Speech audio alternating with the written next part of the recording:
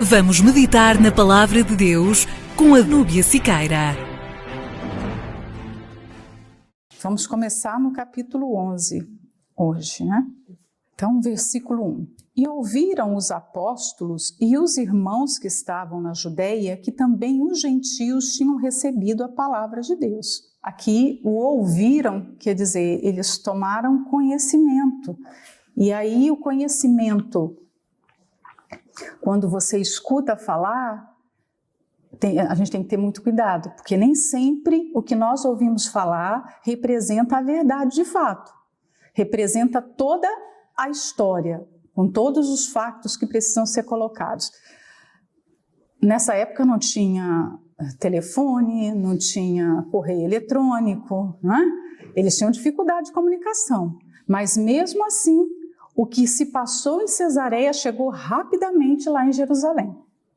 E aí, a gente não sabe quem foi que levou, se foi uma pessoa, se foram várias pessoas, mas dá para perceber aqui que eles ouviram, pelo desenrolar da história, que eles ouviram uma parte do acontecimento. Eles não ouviram tudo que tinha acontecido ali.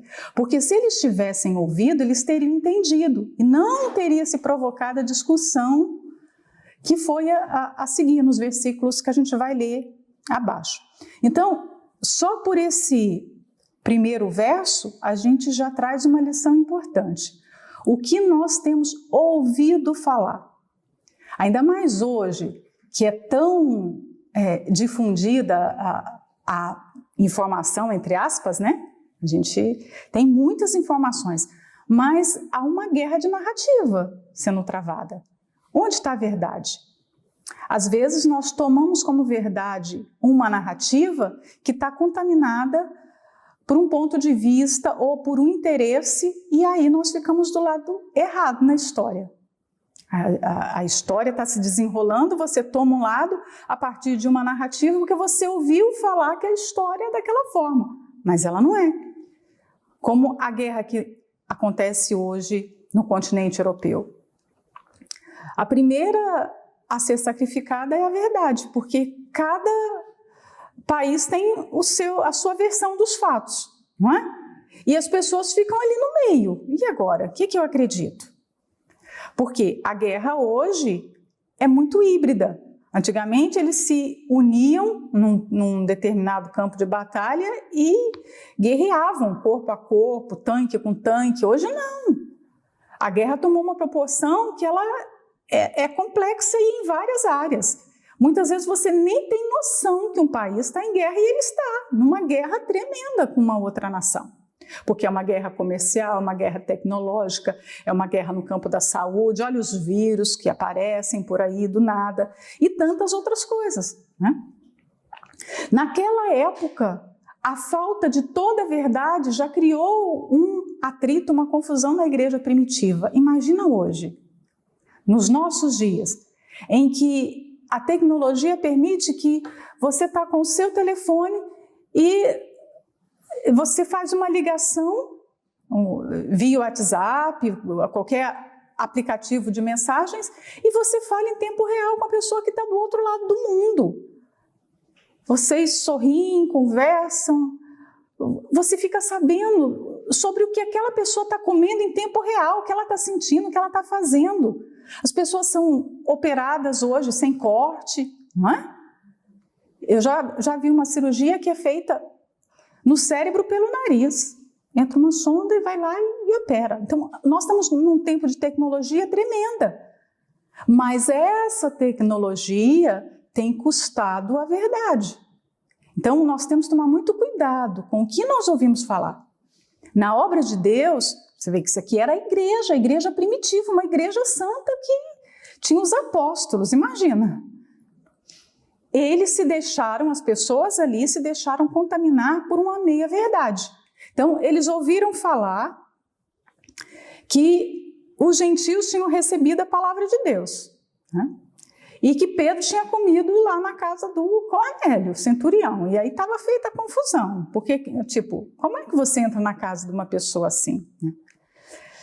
No 2 fala, e subindo Pedro a Jerusalém, disputavam com ele os que eram da circuncisão, aqui você não tem um versículo ou uma palavra que mostre que Pedro foi intimado a ir a Jerusalém.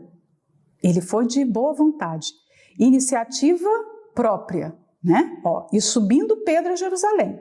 Ele não foi convocado a dar explicações, eles estavam lá, era como se Pedro, já conhecendo o seu grupo, ele já fazia ideia que a coisa estava fervendo lá em Jerusalém. A notícia já deve ter chegado, eles já estão lá falando mal de mim. Se fosse, minha orelha já está queimando aqui, né?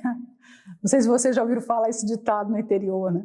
Quando você imagina que outra pessoa está falando mal de você, se brinca, minha orelha está queimando. Então Pedro acho que já estava pensando assim, minha orelha está queimando aqui lá.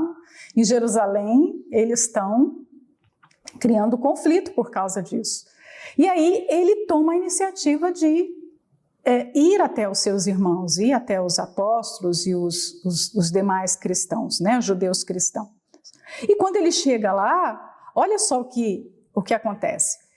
Eles começam a disputar com Pedro. Eles começam a disputar aqui, discutir, brigar.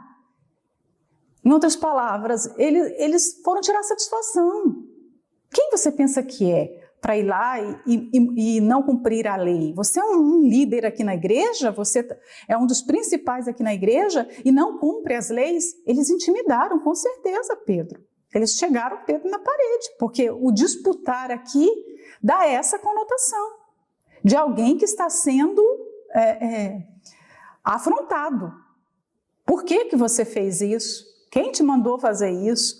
E aí, outra lição. Muitas vezes, a gente quer tirar satisfação de uma coisa que nós nem sabemos do que se trata. Nós nem damos espaço para a pessoa falar. O mais sensato aqui era o quê? O que deveria acontecer? Pedro acabara de chegar em Jerusalém.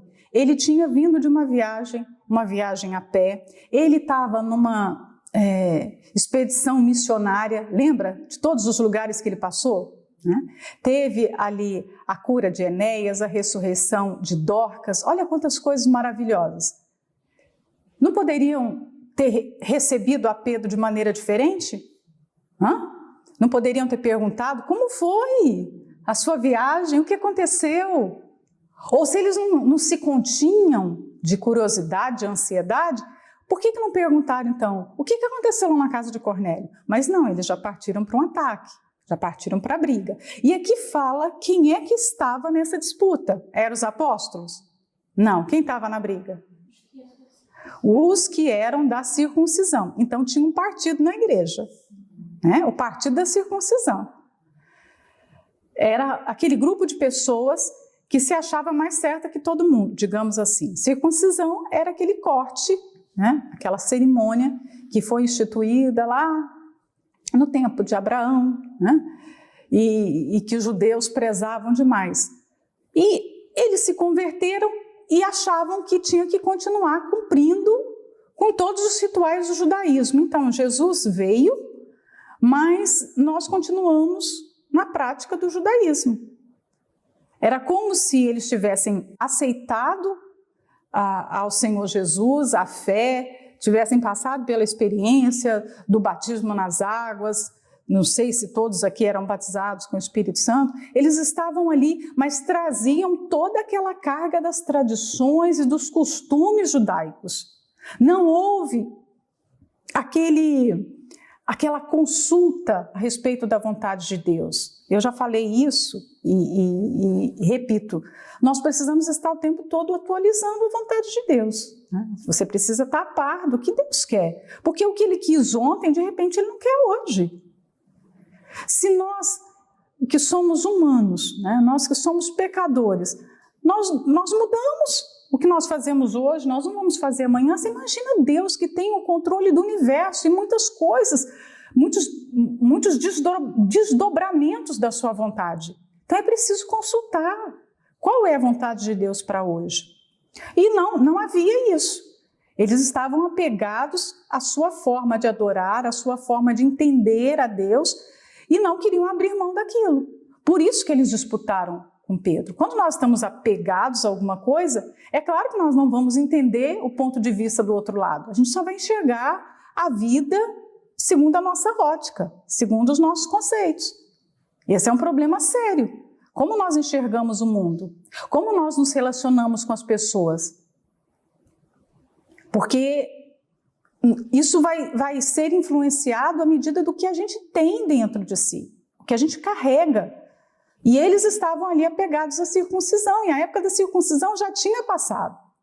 A época dos animais puros e impuros já tinha passado, Jesus já tinha purificado, o lençol desceu, não tinha mais ninguém impuro. Mas imagina, eles estavam ali, defendendo que, olha, Pedro está errado, por que você fez isso? Imagina a forma meiga e gentil que eles estavam falando, né? Para o texto bíblico falar disputa, então era uma disputa mesmo. E Pedro está ali pronto a dar o seu relatório. Como eu disse, ele foi de boa vontade. Nós precisamos estar prontas para dar satisfação quando nos pedem satisfação de alguma coisa. Às vezes as pessoas se ofendem porque se pede explicação disso ou daquilo com respeito à igreja, com respeito ao comportamento, né? E as pessoas ficam machucadas, ofendidas. Você não vê um Pedro aqui cheio de não me toques. Mas quem são vocês para me confrontar? Deus falou comigo. Você vê Pedro assim? Você não vê Pedro respondendo do mesmo jeito, embora ele estivesse sendo ofendido, porque quando as pessoas nos tratam assim, elas nos ofendem, mas ele não responde com ofensa. Hoje você vê uma nação, quando invadida, atacada, ela responde com outro ataque. No mundo acontece isso, e entre as pessoas acontece da mesma forma. Se alguém discute, o normal é o quê? É você discutir com ela. Se alguém te agride, é você agredi-la também. Por isso que quando o Senhor Jesus disse, se alguém lhe ferir a face, dê a outra face. Se alguém tomar a sua capa, dê a túnica. Isso era revolucionário, porque o normal não era assim. Não é isso que acontecia. O normal da nossa natureza não é ser assim. Mas quem faz a obra de Deus tem que estar pronto para isso, e todos os dias. Qual o problema de você dar satisfação do que é feito? Qual a dificuldade em se responder o que é perguntado? Então Pedro, de boa vontade, vai lá e faz o relatório. Ele vai fazer um relatório pacientemente de tudo. O 3, eles disputavam e eles diziam, aqui tem no 3, a explicação do que eles diziam. Entrastes em casa de homens incircuncisos e comestes com eles. Era uma crítica recriminatória. Em outras palavras, você não devia ter feito isso.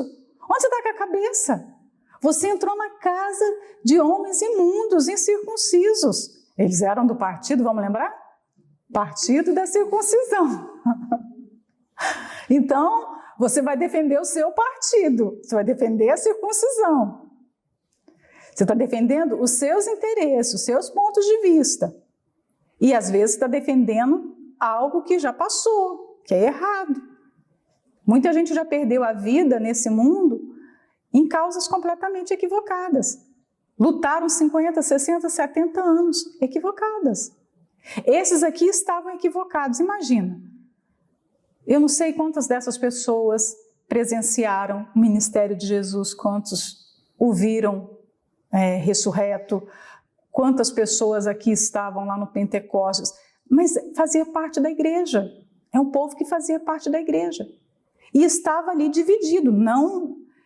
Imagina, tinha ali naquele grupo de pessoas os apóstolos e o partido da circuncisão.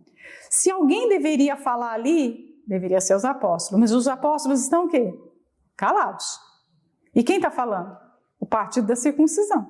Olha só, a autoridade já é desprezada, né? Porque os apóstolos estão no silêncio aqui, estão só ouvindo o que está se passando, mas os da circuncisão não conseguem ficar calados, eles não conseguem ficar sem sem ir lá e cutucar, ofender e explicar os seus motivos. Todas as vezes que nós estamos querendo nos defender demais, querendo nos proteger demais, tem alguma coisa errada na nossa vida espiritual.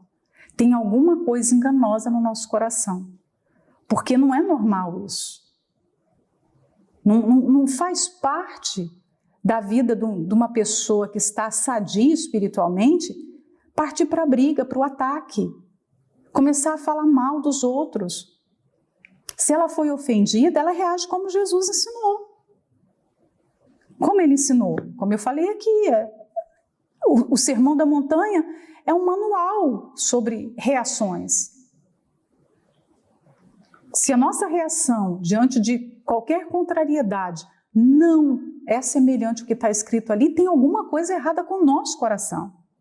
Embora nós queiramos ver que o erro esteja no outro, e apontar e criticar, e dividir, né? Porque aqui eles estavam dividindo a igreja.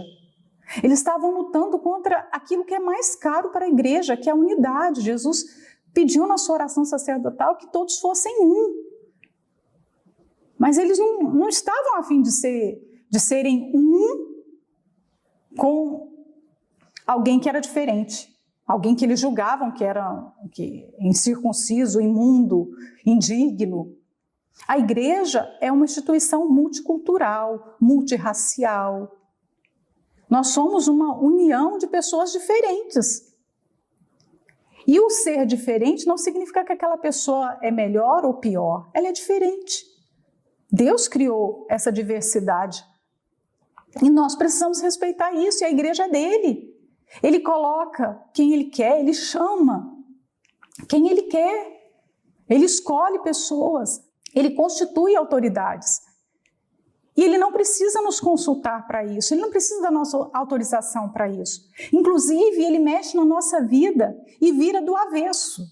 E nós não precisamos da autorização para isso. Nós não podemos ficar apegados ao que Deus fez ontem, nem mesmo em nós. Porque o que ele fez ontem, ele pode desmanchar para fazer tudo diferente hoje e diferente amanhã. E foi assim que Jó respondeu. Enquanto o diabo queria que ele blasfemasse na perda dos filhos, na perda dos seus bens, ele disse o quê? Deus deu, Deus tirou, era o entendimento que ele tinha, mas ele não blasfemou, não é? Então Pedro fica calado ali, ó, entraste em casa de homens incircuncisos e comestes com eles. Por isso que eu falei que eles não sabiam toda a narrativa. Porque se eles soubessem, aquelas pessoas foram batizadas com o Espírito Santo, elas foram cheias do Espírito Santo.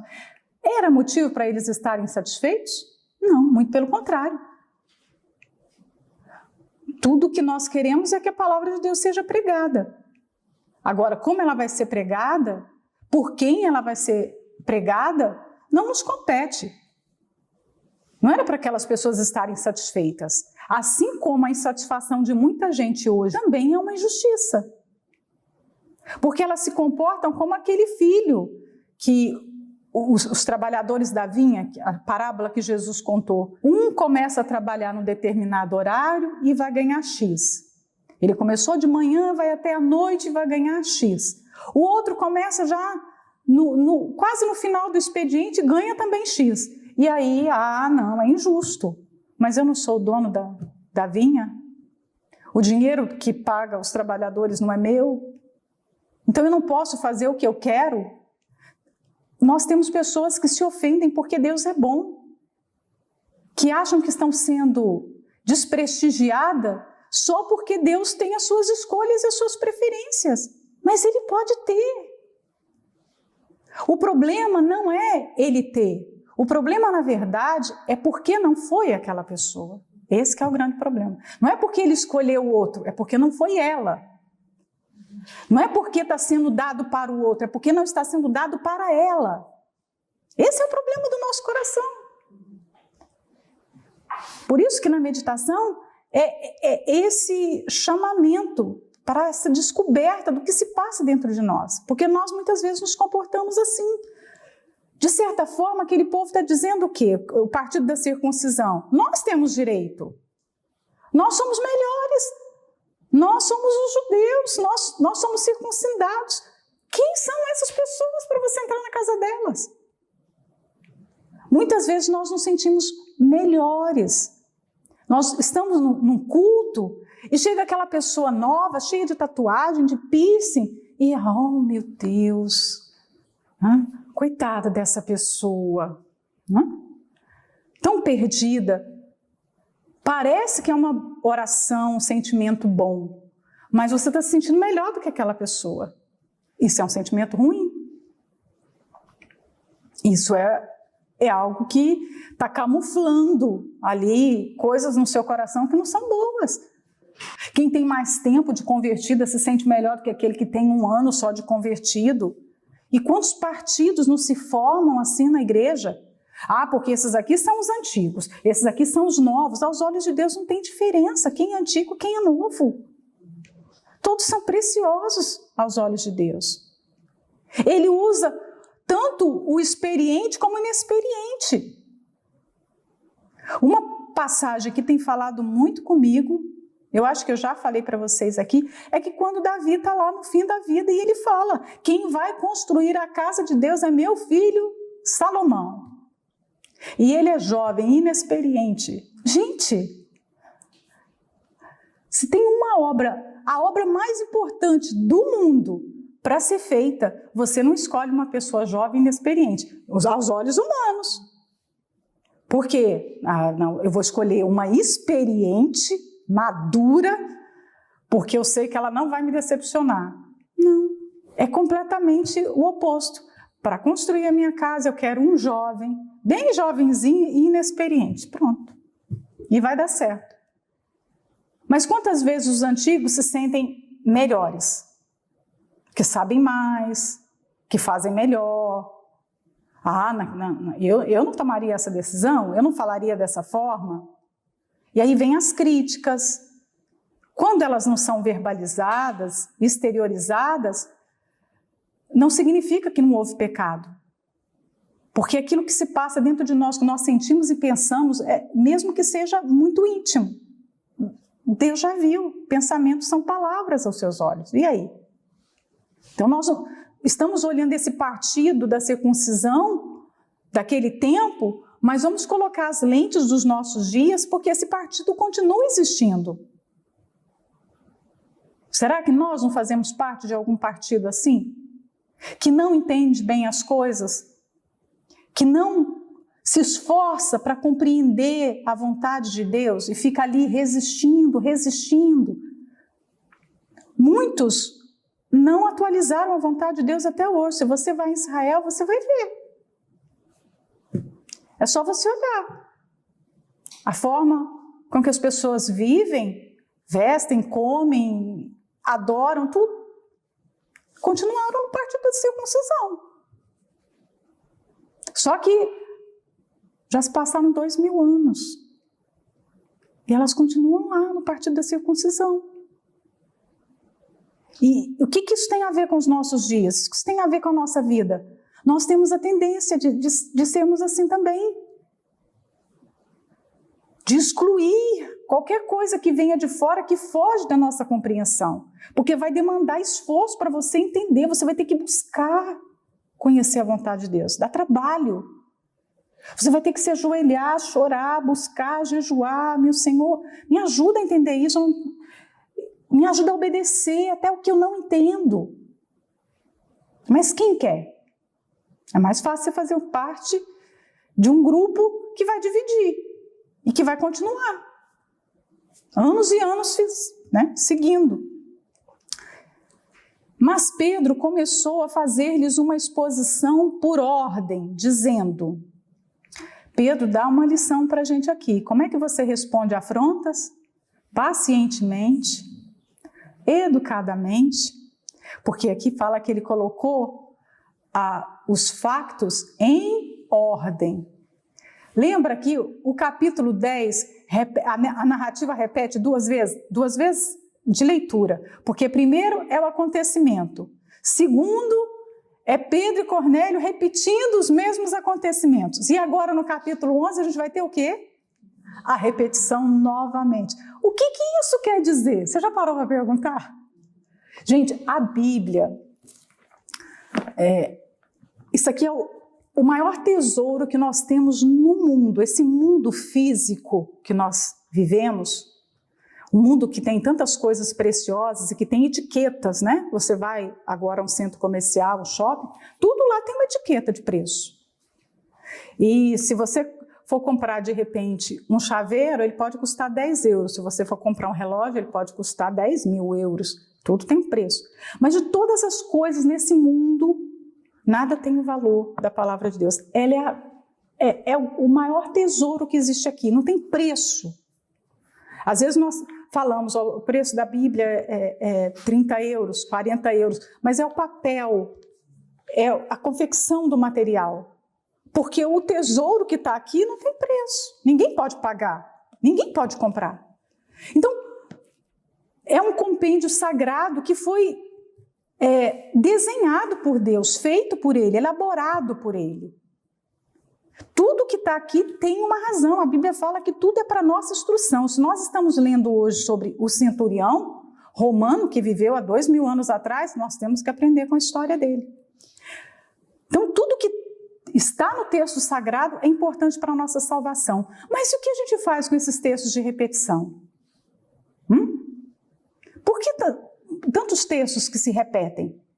Quando você vê, por exemplo, a história lá em Gênesis 24, como Deus colocou a escolha de Rebeca. Abraão fala com Eliezer como tem que ser, Eliezer repete tudo lá na chegada, no encontro, e depois eles repetem tudo, e você vai ver um capítulo 24 enorme. Se nós fôssemos editar um livro, o que a gente faria com essas repetições? Fala sério, seja sincera, eu cortaria. Eu não estou falando que eu ia mexer na Bíblia, não, mas assim, se fosse um livro que eu tivesse que editar, e eu pego uma repetição, o que normalmente as pessoas fazem? Quando você vai escrever um texto e você vê que está repetindo alguma coisa, o que você faz? Não, isso aqui eu já falei, vou tirar. E por que Deus deixa as repetições? Porque nós precisamos ouvir aquilo mais de uma vez. Aquilo tem que entrar dentro de nós. Ele sabe que aquilo é difícil de entrar. Ele sabe que é complicado de entrar. Não vai entrar naturalmente. Naturalmente, ninguém aprende a palavra de Deus. Por que a gente ora antes da meditação?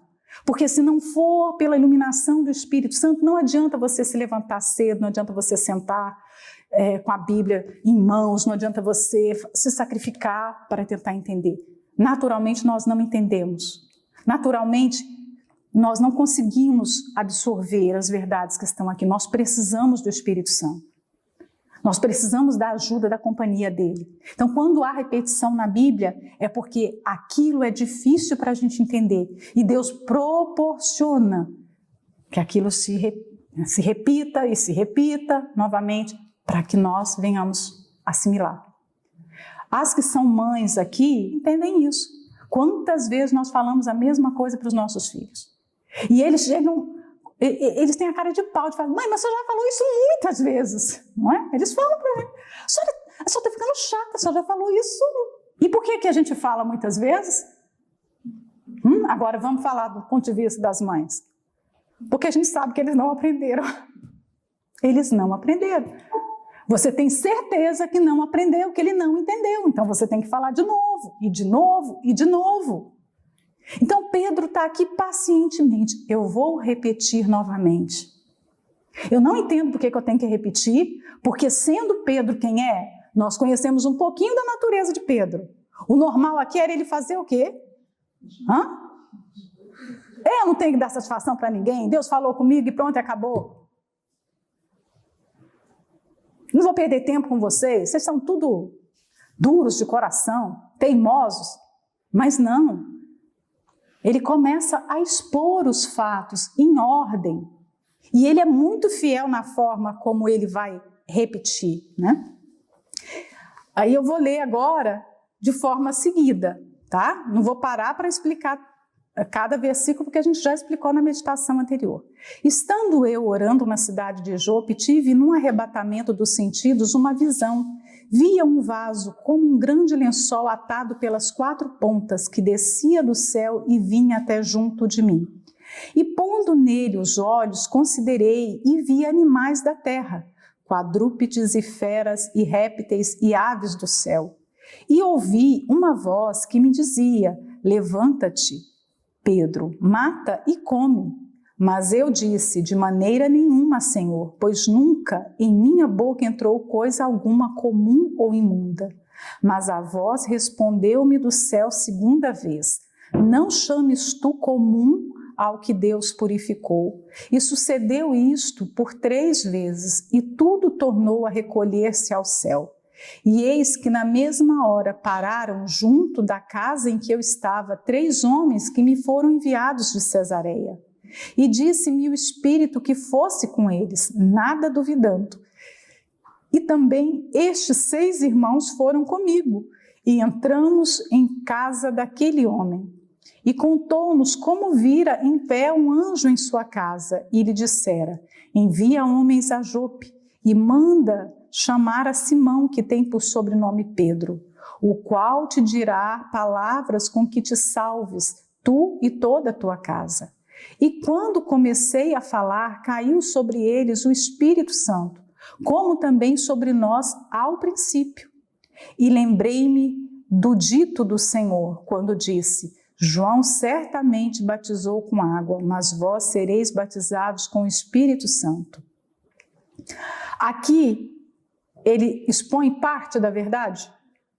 Ele expõe parte dos fatos? Não, ele expõe todos os fatos. Ele é fiel do começo ao fim, com o que aconteceu com ele, com o que aconteceu com Cornélio, o que aconteceu na pregação e o resultado da pregação. Ele é extremamente fiel. Ele está se defendendo? Você vê que Pedro está na defensiva? Esperando que, se eles não entenderem. E minha posição na igreja? Eu vou perder a igreja? Vou perder minha posição? Não, Pedro não está preocupado com a sua posição aqui. A forma como ele fala, dá até para ouvir o seu tom de voz. Calmo e sereno. Né? E aí ele, nessa forma de expor, ele prioriza 3 pontos aqui. Primeiro, a visão de Deus. O que Deus mostrou para ele era importante. Então, ele mencionou. O segundo, o testemunho do Espírito Santo. O Espírito Santo falou comigo, o Espírito Santo falou com Cornélio. Então, o Espírito Santo é testemunha daquilo que nós falamos, daquilo que nós fazemos. Se nós estamos na verdade, o Espírito Santo vai sempre testemunhar a nosso respeito. Então, a visão de Deus, ele não fez por ele mesmo, ele tem o Espírito Santo que está ali, que é a sua testemunha, e aí, por último, ele traz a palavra, ele se lembra do que Jesus disse: João batiza com água, mas eu vou batizar vocês com o Espírito Santo. Então, olha só, a visão, o Espírito e a palavra. Tem como esse homem sair injustiçado aqui, no meio dessa confusão? Portanto, se Deus lhes deu o mesmo dom que a nós, quando havemos crido no Senhor Jesus Cristo, quem era então eu para que pudesse resistir a Deus? E isso aqui é fortíssimo, né? Pedro, com os pés no chão, se vendo ali como apenas um membro do corpo de Cristo. Eu não sou dono da igreja, eu não sou dono da vontade de Deus, eu não administro nada aqui. Deus é soberano, Ele é Senhor, Ele é que é Salvador, e Ele coloca: quem sou eu? Né? Quem sou eu? Quando Ele fala aqui, quem era eu então para resistir a Deus? Quem somos nós, como diz lá no Brasil, na fila do pão, para a gente achar que merece alguma coisa e que pode dar pitaco no que Deus faz? Então Pedro está trazendo aquele povo para a realidade. Se eu, que fui usado para abrir a porta para os gentios, para fazer essa mudança na pregação do Evangelho, eu não me senti em condições, eu não me senti digno de mudar absolutamente nada na vontade de Deus. Eu cumpri a vontade de Deus do jeito que Ele falou, eu fui e fiz.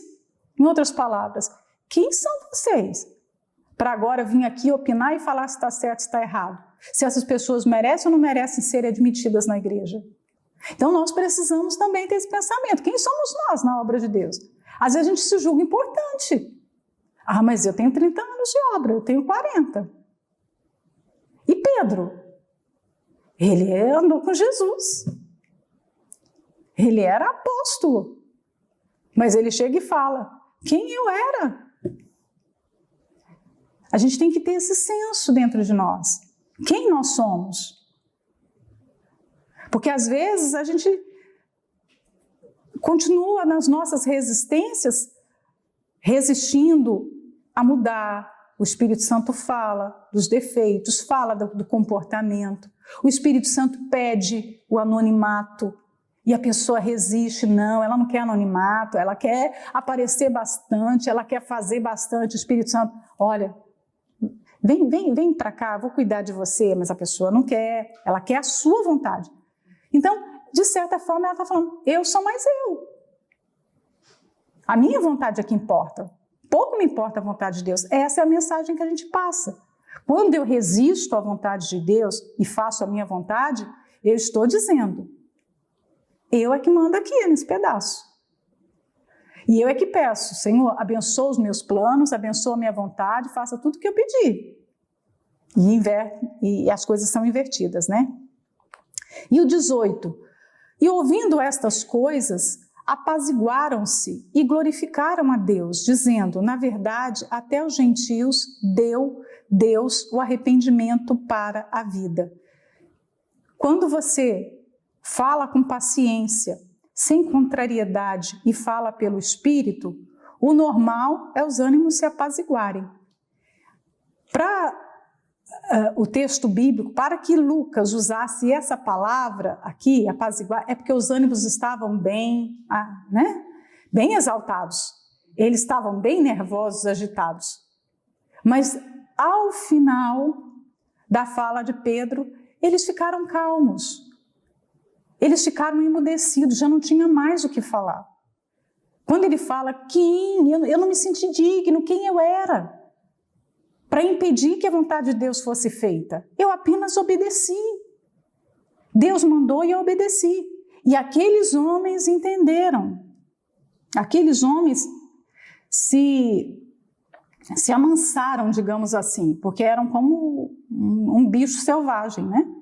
Que precisa ser amansado, de tão obstinado, de tão teimoso que é. Mas aí eles se apaziguaram, eles ficaram mudos. E eles entenderam que, diante do acontecimento que tinha se passado, o que deveria ser feito? O que está escrito aqui? Poxa, Deus abriu a porta para incrédulos, para perdidos, para romanos. Nós temos é que glorificar, nós temos é que louvar. Deus está no nosso meio, Ele está conduzindo a igreja. Isso é motivo de louvor. Mas quando nós estamos exaltados, ou resistindo à vontade de Deus, a gente não acha que tem motivo para louvar. Você não consegue enxergar. Nós só enxergamos motivo para louvor quando o nosso espírito está em paz com a vontade de Deus. Depois que eles foram apaziguados, eles conseguiram perceber, poxa, Deus concedeu arrependimento para esse povo, ó, que fala aqui. Deus concedeu arrependimento para a salvação, para a vida. Aí que eles viram que coisa grandiosa, eles foram salvos. Mas por que eles não entenderam isso antes? Que feio, né? Depois de 2000 anos, nós estamos lendo aqui um acontecimento feio na igreja primitiva. Os bastidores da igreja aqui, que não estava nada bonito. Já pensou se a nossa história também fosse escrita como igreja? O que seria mostrado a respeito das nossas posições, do que nós falamos, de como nós agimos, do que a gente concorda, do que a gente discorda? Porque muitas vezes nós não encontramos motivo para louvar a Deus porque nós estamos do lado errado da história. A gente está enxergando as coisas desvirtuadas. E aí alguém é justo, mas você não consegue ver como justo. Pedro estava certo, mas eles não conseguiam ver Pedro como certo. Eles achavam que Pedro estava errado. Quem você pensa que é para entrar na casa de um circunciso? Quem você pensa que é para comer com eles? Você estava lá, você estava comendo com eles, Pedro. Poxa, mas ele só estava obedecendo a Deus. Cuidado com o que você fala das pessoas. Nós precisamos ter cuidado. Porque às vezes nós trazemos sofrimento para a nossa própria vida. Nós trazemos problemas, porque nós falamos o que não deveríamos falar. Nós julgamos, nós censuramos. E aí depois a gente passa pelos desertos, né? E agora, vamos para a gente terminar. O que a história da conversão de Cornélio significa para a gente hoje? Né? Eu fiquei pensando, meu Deus, o que essa história tem a ver comigo, né? Eu perguntei para mim, de repente isso tem alguma coisa a ver com vocês, também tem que perguntar para si, o que essa história tem a ver com a minha vida, com as minhas escolhas, com o meu dia a dia, com os meus relacionamentos com as pessoas, com o meu relacionamento com a igreja, né? Há muitos Cornélios para serem salvos hoje, muitos amigos de Cornélios, familiares de Cornélios para serem alcançados. Eles estão aí por toda parte. E para alcançá-los, nós precisamos estar disponíveis, estarmos prontos para fazer o que for preciso fazer. Pedro precisou passar por uma transformação para alcançar o centurião. Muitas almas podem ser alcançadas. Nós estamos num continente que é preciso reevangelizar. A evangelização na Europa é muito difícil. Porque as pessoas estão no pior quadro possível, elas se tornaram completamente ateias, descrentes, gnósticas. Como é que nós vamos alcançar os Cornélios do nosso tempo, dos nossos dias? Certamente nós teremos que sacrificar muitas das nossas opiniões, da nossa maneira de ser. Isso eu não falo, isso eu tenho vergonha, isso eu não faço. Se a gente tiver essas barreiras, nós não vamos alcançar essas pessoas. Vai passar a nossa chance, vai passar o tempo e nós não teremos colheita de almas. O segundo ponto que eu anotei para mim é que ao mesmo tempo que Deus estava convertendo Cornélio, Ele também estava convertendo a Pedro. Não é? Isso é tão bonito, gente. Isso é tão bonito. Faltava muita coisa para mudar em Pedro. Então a conversão de Cornélio iria mudar uma parte da personalidade de Pedro, da natureza de Pedro, que ainda estava intacta lá. Um velho homem que ainda estava ali gritando. Então, com a conversão de Cornélio, como foi, Deus estava trabalhando em Pedro. E agora, a mesma conversão, Deus está trabalhando em quem? No partido da circuncisão. Você está vendo? Está vendo como Deus é lindo? Ele é muito lindo, Ele é maravilhoso. Né? Um acontecimento, e Deus está trabalhando com quem agora? Conosco. Olha isso. E o terceiro ponto que eu coloquei aqui. Nós lemos no capítulo 9 a conversão de Saulo. Mas logo a seguir, e não descuidadamente, e não coincidentemente, vem a conversão de Cornélio. Um religioso extremamente justo aos seus olhos, né, que não se acha perdido. E que não está buscando conversão, ele não está buscando nada, e Deus vai até ele. Do outro lado, um romano, tentando fazer o que é certo. Aos olhos de todas as pessoas, Paulo certo, Cornélio perdido, Cornélio um romano que está invadindo a nossa terra, e esse povo todo, os romanos adoram muitos deuses e agradecem a esses deuses pela nossa terra. Imagina. Eles sacrificavam, os romanos sacrificavam para os seus muitos deuses, o grande império, as grandes conquistas. Então, o normal de qualquer judeu era chegar para um romano e fazer o quê? Tratar com hostilidade. Mas Pedro não tem essa visão por causa do Espírito Santo, ele não está vestido com esse preconceito, com essa barreira. É difícil para a gente entender, porque nós não temos as lentes de 2000 anos atrás, da época do Império Romano, do atrito que tinha judeus e romanos. Nós estamos lendo tudo com o tratamento do tempo. E esse tratamento faz a gente perder a noção das coisas. Mas se nós fôssemos tentar conseguir alguma coisa similar, seria, de repente, um ucraniano pegar o pior russo que tem e ir para a casa dele, tratar com amor, fazer comida para ele, pregar. Tipo, você matou minha mãe, meus filhos, queimou minha casa. É isso. Mais ou menos assim, né? Então, Deus chega em Saulo e Deus chega em Cornélio. Mas ele quer usar alguém. E nós precisamos ter essa visão limpa da vontade de Deus. O que ele quer? Porque uns serão alcançados numa estrada, caindo de um cavalo.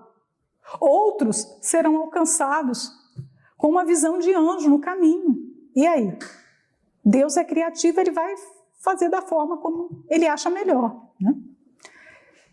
E eu vou terminar aqui para a gente depois entrar no crescimento da igreja em Antioquia.